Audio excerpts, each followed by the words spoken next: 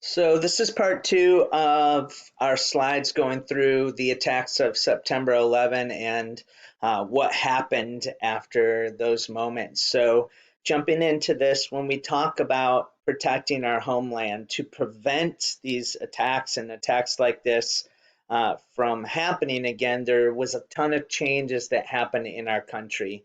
And just impacted the way of life and the way that we travel in planes throughout really around the world. And so at the end of 2001, the Department of Homeland Security was created to protect the United States and figure out ways to battle this war of terrorism and just any dangers that we kind of overlooked because our world had been viewed as safer, and we didn't have many things in place at this time. So really before 9/11, security at airports was not very tight, nothing like what you see now. And you guys, as you were born, this had already been put into place, but the hijackers at this time in 2001 did not have any trouble sneaking in knives.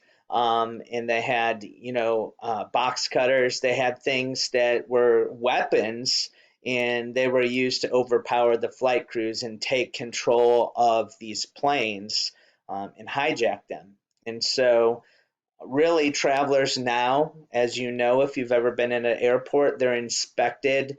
Travelers go, their luggage goes through x rays and they look for any weapons or liquids that could be used to create explosives or bombs.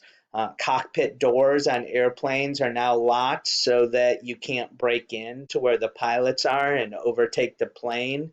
Um, Security screening. Most of the government buildings in the United States now have metal detectors anywhere you go into. Everyone must go through before you enter. So just security is so much tighter now because of what happened in these moments of these attacks.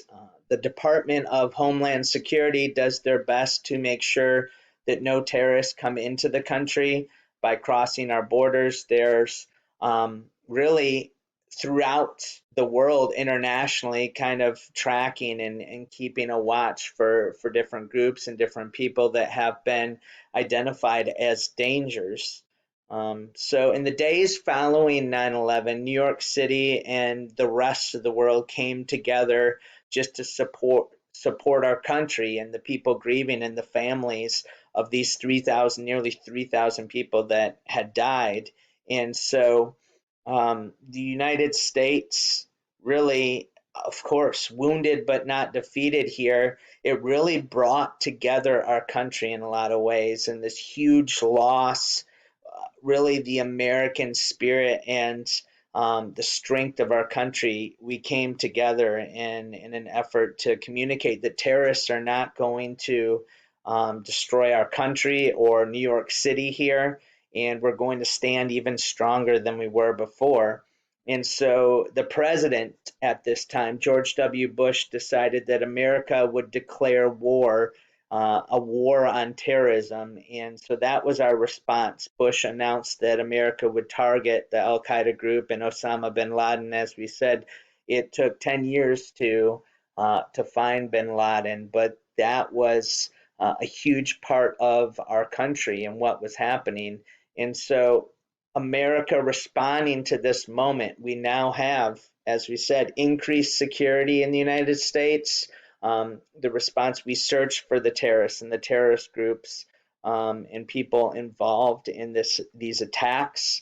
We formed alliances with other countries to fight terrorism, because terrorism did not just happen in America. In fact, it had been happening all around the world, and we had not been a clear target up until this time, at least on such a large scale. And so internationally, countries worked together, and this put the American military in really just a position to act when necessary. And so even now, if you guys have ever visited New York City, there's a memorial to honor the people and these moments where so many lives were lost. And so in 2011, on September 11. The memorial was complete. It's just this peaceful area visitors can walk through.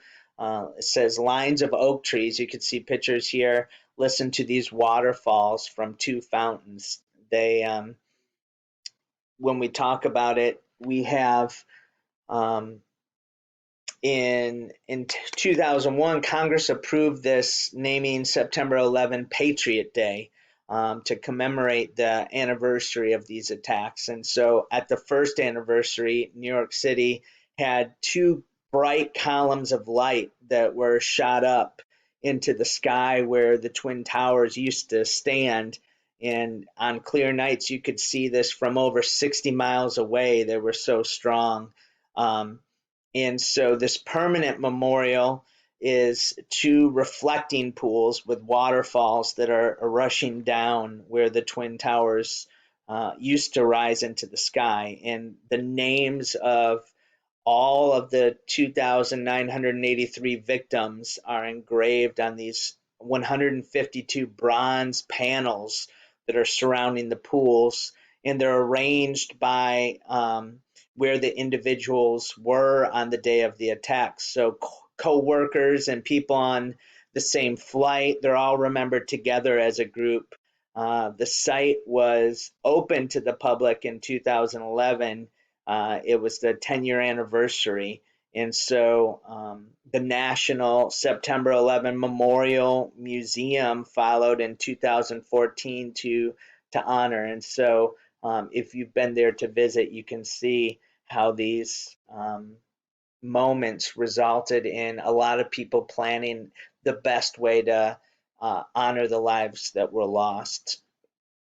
And then you have the One World Trade Center was finished. It's 1,776 feet tall.